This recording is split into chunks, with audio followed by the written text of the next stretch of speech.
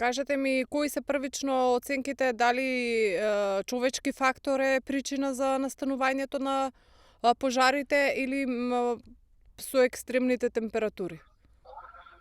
Значи, пожарите во летно време може да настанат од повеќе причини. Значи, човечки фактор, од неисправни електрични инсталации, тоест електрични водови кои што минуваат, дали се далеководи или нисконапонска мрежа, и во многу мал број, посебно во шума, кај што имаме сенка од дрвја, може да започнат од стаклени предмети, ама тоа се 1% од случаите. Значи најголем процент, 99% од настанатите пожари во летно време во шума или на отворен простор е човечки фактор.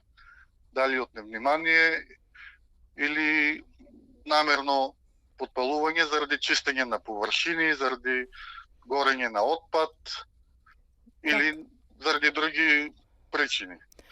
На местото на настанување на овој пожар немаме минување на електрична инсталација, тоест немаме далеководи, немаме нисконапонска мрежа.